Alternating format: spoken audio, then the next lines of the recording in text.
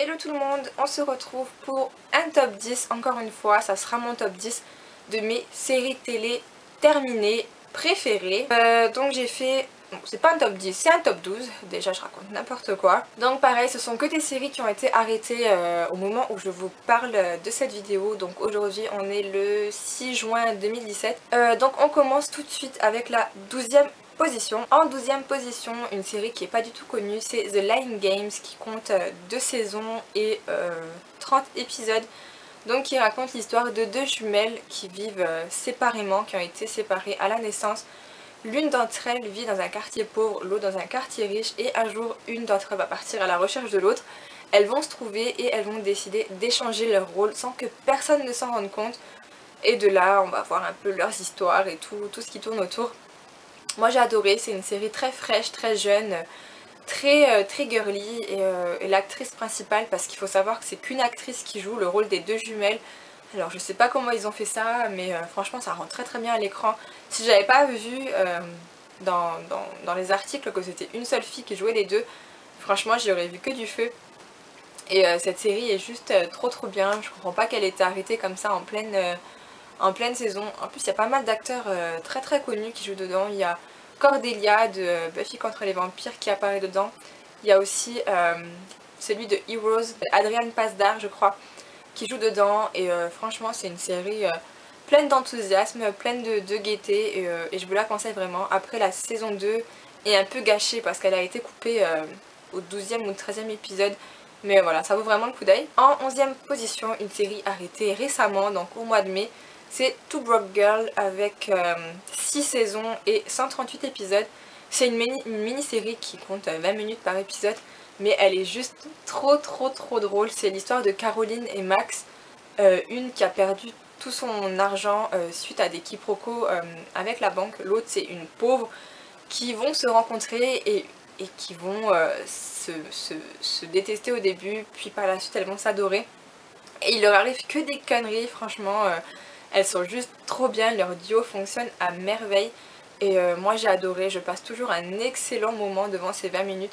Tout le casting autour est juste excellent, et franchement c'est une série qui met de bonne humeur, elle est juste exceptionnelle, et je vous la conseille vraiment. En 10e position j'ai mis True Calling, Compte à rebours, donc c'est une série qui a 2 saisons et 26 épisodes, donc c'est très peu et c'est très dommage. C'est une série assez ancienne avec Elisa Dushku qui raconte donc l'histoire de True qui travaille dans une morgue et qui pendant la nuit entend des voix jusqu'au jour où elle va ouvrir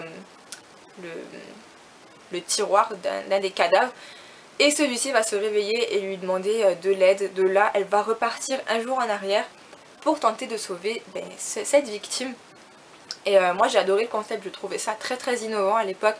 Et moi j'adorais, en plus Elisa Dushku c'est vraiment une actrice que j'adore, je la suivais depuis Buffy contre les vampires. Et c'était une de mes personnages préférés donc dans Buffy. Et là elle a son premier vrai rôle. Et moi j'adore, tout le casting autour est excellent. D'ailleurs il y a même Zach Galinoff, qui c'est là avec son nom imprononçable qui joue dedans. Il n'est pas du tout comique dans cette série, mais vraiment elle vaut le coup d'œil. En 9e position, Bates Motel qui compte 5 saisons et 50 épisodes, donc qui raconte l'avant-histoire de la série, du film Psychose. On va suivre les pas de Norman Bates, comment il est devenu Norman Bates. Et moi j'ai adoré, j'ai eu un énorme coup de cœur pour cette série. Vera Farmiga qui joue Norma a été une révélation pour moi, je l'ai trouvé juste exceptionnelle dans cette série. Norman, pareil, il est complètement taré dans cette série, franchement l'acteur est juste parfait, sa capacité à passer d'une émotion à une autre est magique. Et j'ai eu un petit coup de cœur pour Emma et Dylan, voilà, que j'ai beaucoup aimé. Je trouve ça assez dommage qu'on ne les voit pas plus que ça dans les dernières saisons. Mais Bates Motel est une grande révélation pour moi. En 8e position, une série encore une fois trop peu connue malheureusement, c'est Finding Carter, qui compte 2 saisons et 26 épisodes, donc qui raconte l'histoire de Carter qui, quand elle était petite, s'est fait enlever et elle n'a jamais été retrouvée. Donc elle a grandi avec une mère qu'elle pensait être sa mère vu qu'elle avait été enlevée petite, qu'elle n'avait aucun souvenir de sa vraie famille, jusqu'au jour où sa vraie famille va la retrouver et elle sait pas trop quoi faire parce que elle pense que sa mère est sa vraie mère, alors elle sait pas qui croire et tout. Et franchement c'est une série qui m'a touchée.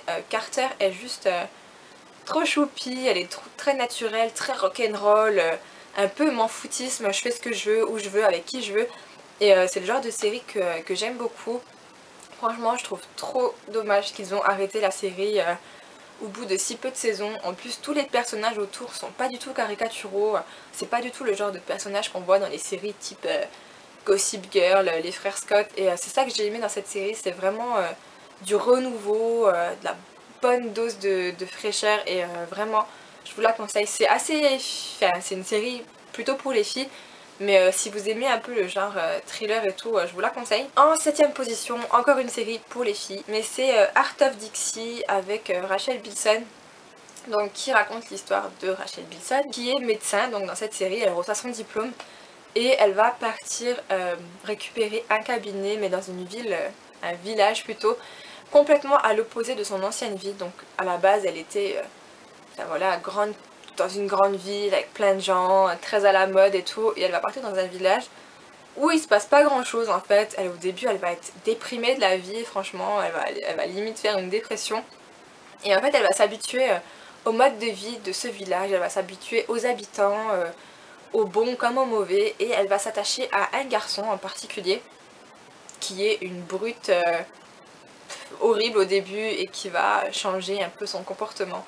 Et moi j'ai adoré, alors déjà j'ai adoré les couleurs de cette série.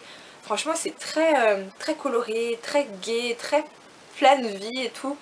Et j'ai adoré le style vestimentaire, je sais que c'est pas du tout le but dans la série, mais j'ai adoré le style vestimentaire de Rachel Bilson justement. J'ai adoré son personnage, enfin son copain dans la série. Et on suit un peu sa petite vie comme ça autour de cette ville.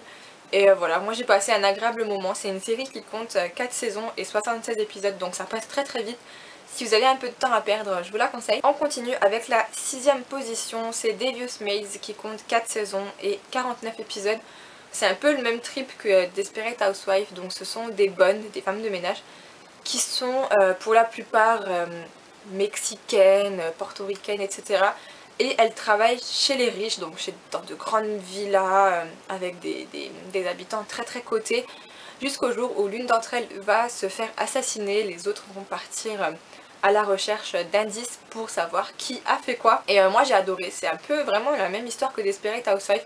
D'ailleurs c'est produit entre autres par Eva Longoria, donc faites le rapprochement. J'ai adoré cette série, toutes les femmes de cette série sont exceptionnelles, vraiment il y a tout dans cette série, il y a de l'émotion, il y a du thriller, il y a de l'action, il y a de l'amour, il y a de la haine, il y a de la guerre, enfin il y a tout ce qu'il faut pour qu'on accroche à cette série. Et moi j'ai adoré, franchement si elle avait eu plus de saisons, plus d'épisodes pour qu'on puisse s'attacher au personnage, je pense qu'elle aurait été beaucoup plus loin dans le classement. En 5ème place, Switch at Birth qui compte 5 saisons et 103 épisodes. Donc Switch at Birth ça a été un coup de cœur pour moi lorsque j'ai vu la première saison. C'est l'histoire de Bea et Daphné, donc deux filles qui sont nées le même jour. Et par un malentendu de l'hôpital, elles ont été échangées à la naissance. L'une d'entre elles est partie donc dans un coin riche, l'autre dans un coin pauvre. Et malheureusement, celle qui a vécu dans le coin pauvre lors d'une maladie quand elle était plus jeune a perdu Louis. Donc déjà la série est basée sur les signes. Et on apprend beaucoup de choses à force de voir cette série, franchement, entre les merci et... Enfin voilà, il y a vraiment beaucoup de signes qu'on reconnaît. Et c'est très émotif comme... émotif ? C'est très émouvant comme série, c'est touchant, enfin... C'est très simple, c'est très naturel, très... Je sais pas, moi j'ai adoré, vraiment j'ai adoré cette série. J'en voulais encore et encore et encore, elle m'a vraiment fait passer par toutes les émotions. J'ai pleuré à pas mal d'épisodes, j'ai rigolé à pas mal d'épisodes, j'étais énervée pendant pas mal d'épisodes. Et c'est ça que je recherche dans les séries, c'est qu'elle arrive à me faire passer les émotions. Et Switch at Birth a vraiment une avancée dans le temps dans cette série qu'on retrouve très peu dans les autres séries. Et c'est pour ça vraiment que je vous la conseille. En 4ème position, on retrouve Buffy contre les vampires. Donc c'est 7 saisons, 144 épisodes. Donc Buffy, c'est l'histoire d'une fille qui est étudiante la journée, tueuse la nuit. Et elle va entre les deux et on suit un peu sa petite vie. C'est une série assez ancienne, je pense que tout le monde la connaît, je vais pas vous faire un dessin. J'adore cette série, c'est l'une des premières que j'ai regardées dans la trilogie du samedi soir sur M6. J'adorais Buffy, j'adorais Willow, j'adorais Cordelia, j'étais fan de Faith. Mais vraiment c'est une série qui m'a porté toute mon enfance. Il y avait plein d'action, il y avait plein d'amour. Ah si, j'adorais Spike. Spike c'était l'exception dans cette série. Je sais que beaucoup de monde le détestait mais moi je l'adorais, je vouais un culte pour Spike. Et voilà, j'adore Buffy. Encore maintenant, j'ai toutes les saisons en épisode. Ouais.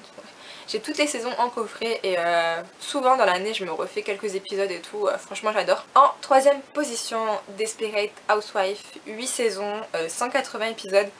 Cette série c'est juste le top du top en matière de vie quotidienne retransmise à l'écran. Après je sais que c'est pas du tout ce qui se passe dans la vie réelle, on n'aura pas de cadavres à tout bout de champ, on n'aura pas de trucs bizarres comme ça. Mais Desperate Housewives c'est vraiment une série pareil qui m'a porté toute mon adolescence. En particulier Suzanne et Gabi, je l'ai trouvée pleine de vie. Suzanne elle était souvent à côté de la plaque et tout. Enfin bref, elles avaient toutes une personnalité assez différente et c'est pour ça que forcément on se retrouvait dans l'une d'entre elles et de voir tout ce qui se passait autour d'elles et tout, ces histoires de cadavres, de mensonges, de qui a fait quoi et tout, histoire nous on cherchait avec et moi j'ai adoré le quartier de Wisteria Lane aussi, je le trouvais vraiment magnifique. Quand j'étais plus jeune je me disais toujours qu'un jour j'habiterais dans une maison comme Desperate Housewives. On arrive à la deuxième place, donc en deuxième place j'ai mis On Tree Hill ou Les Frères Scott qui compte 9 saisons et 187 épisodes, c'est énorme. One Tree Hill ça raconte l'histoire d'un groupe d'amis donc dont Lucas, Nathan, Brooke, Ellie et Peyton. On va d'abord les suivre à l'école, donc au lycée, et on va suivre ensuite toute leur vie jusqu'à ce qu'ils soient mariés, ont des enfants et tout. Et c'est pour ça que j'ai adoré la série parce que à force de les suivre en 9 saisons, on a eu le temps de s'attacher à eux. Je me rappelle très bien du dernier épisode, je me rappelle avoir pleuré comme une madeleine au dernier épisode parce que j'étais déçue de les quitter. C'est bête à dire mais c'est comme ça. Mais voilà, tous les personnages je les aimais beaucoup, excepté peut-être Micro et Millicent avec qui j'avais un peu de mal. Je parle trop, oh là là. Et voilà, c'est une série qui m'a porté toute ma jeunesse et c'est pour ça qu'elle est en cette deuxième position. La première position c'est Charmed avec 8 saisons et 178 épisodes. En fait elle est en cette première position parce que c'est la première série que j'ai vraiment suivie. J'attendais avec impatience le samedi soir avec donc la trilogie du samedi soir. Et Charmed, je sais pas pourquoi, j'ai eu un coup de cœur au premier visionnage. Elle est sortie en 98-99 sur les télés françaises. Je me rappelle, j'avais encore mon écran cathodique là, énorme, et j'avais 7-8 ans. Et j'aimais trop, je voyais trop de fantastique dans cette série. Je m'imaginais trop me prendre pour une sorcière et tout. Je lançais des sorts à tout le monde. J'étais à fond dedans, j'adorais Phoebe. Non, à l'époque j'adorais Piper, et puis avec les années j'ai préféré Phoebe. Je sais pas pourquoi.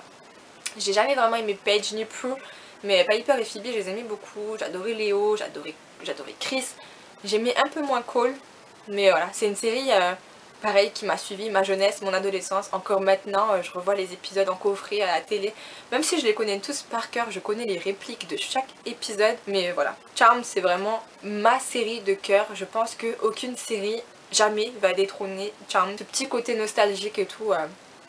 Et donc c'est pour ça qu'elle est en première position. Voilà, je crois que j'ai assez parlé durant cette vidéo. Je vous laisse très vite. Je vous fais de gros bisous. À une prochaine vidéo et à bientôt. Ciao ciao.